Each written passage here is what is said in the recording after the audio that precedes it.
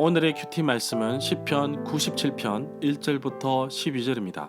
제목 공의와 정의의 하나님. 먼저 앞뒤 문맥을 살펴보겠습니다. 시편 97편도 하나님의 통치에 대한 찬양시로 메시아 강림을 상징적으로 예표하는 메시아적 예언이라고 볼 수 있습니다. 70인역본에서는 시편 97편을 다윗의 작품이라고 기록되어 있습니다. 앞서 96편이 하나님의 임재하신 판단에 대한 즐거움의 분위기를 가지고 있는 시라면 시편 97편은 하나님의 엄위하신 심판에 대한 경건한 두려움을 주는 분위기의 시라고 할 수 있습니다. 시편 97편은 앞서 95편과 96편과 마찬가지로 하나님의 통치에 대한 찬양시입니다. 하나님께서 통치하신 나라는 공의롭고 정의로운 반면 악인들은 마치 자신이 세상을 통치하는 것처럼 마음대로 행동하는 모습이 보입니다. 이제 악인들은 심판을 받게 될 것인데 벌벌 떨며 두려워하게 될 것입니다. 문단을 나눠보겠습니다. 1절부터 7절은 악인들이 받게 될 심판, 8절부터 12절은 의인들의 환호와 찬양. 1절에 보면 허다한 섬은 바다의 섬들, 바다의 연안에 있는 나라들을 의미한다고 볼 수 있습니다. 마소라 본문과 대부분의 현대 역본에서 시편 97편의 표지 제목은 없습니다. 그러나 70인 역본에서는 다윗에 의하여 그의 땅이 회복되었을 때라고 되어 있습니다.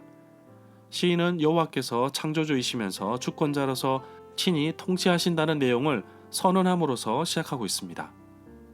2절에 보면 이 구절은 하나님의 왕권의 영광스러움을 보여주는 구절로 이해할 수 있습니다.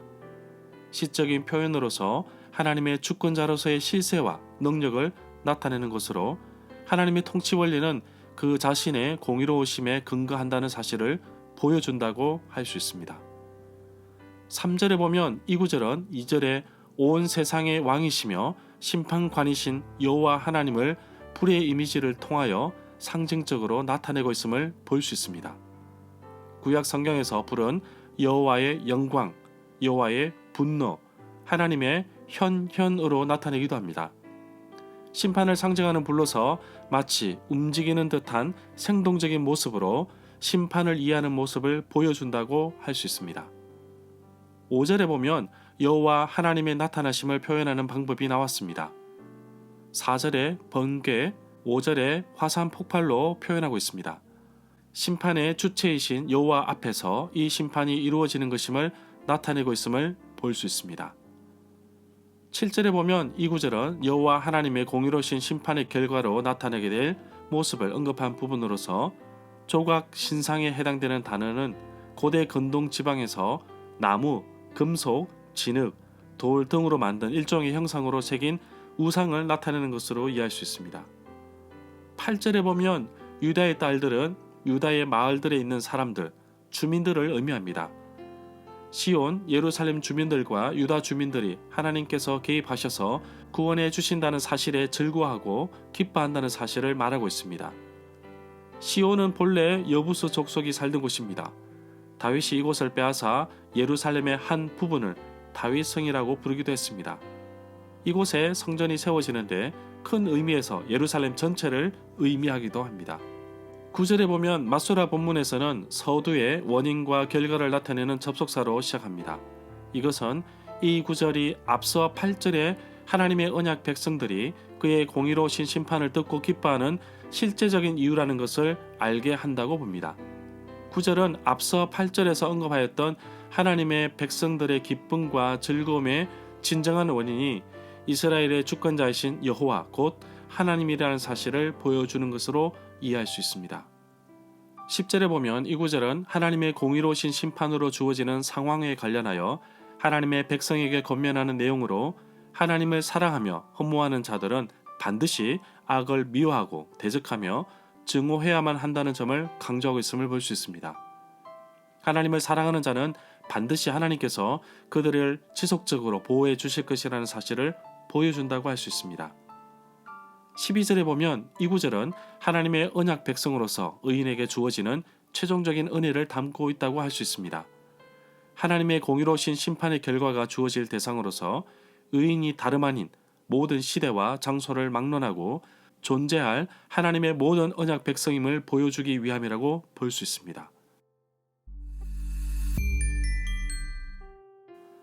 절마다 상세한 설명과 구절 해석, 핵심 내용과 중심 줄거리는 네이버 블로그에 올려져 있습니다. 내게 주시는 교훈입니다. 하나님의 나라가 이 땅 가운데 세워지고 확장되기를 소망하며 늘 기도합니다. 예수 그리스도의 문화가 이 땅 가운데 편만하게 펼쳐지기를 원합니다. 그리스도인의 삶을 통하여 전달해지기를 소망합니다. 하나님께서 공의와 정의로 세상을 통치하신 것처럼 오늘 이 땅에서도 공의가 강물처럼 흘러가기를 소망합니다. 부정과 부조리로 얼룩진 이 사회가 하나님의 공의와 정의로 심판되어지며 또한 공의와 정의가 세워지도록 기도하겠습니다. 여호와를 사랑하는 자는 악을 미워하는 자라고 말씀하셨는데 내 속에 더럽고 추한 악한 것들을 버리게 하시고 온전히 하나님의 말씀과 성령으로 채워지길 소망합니다. 나의 삶도 하나님 말씀처럼 공의와 정의를 향하여 달려나가기를 소망하고 나 한 사람이라도 이렇게 헌신하고 기도하며 수고할 때 하나님의 나라는 확장되고 세워질 것입니다. 오늘도 하나님의 정의와 공의가 이 땅에 세워지길 소망하며 하나님이 이 땅을 다스리시는 진정한 왕이라는 것을 인정하며 하나님이 주신 기쁨으로 살아가는 하루가 되기를 간절히 소망합니다.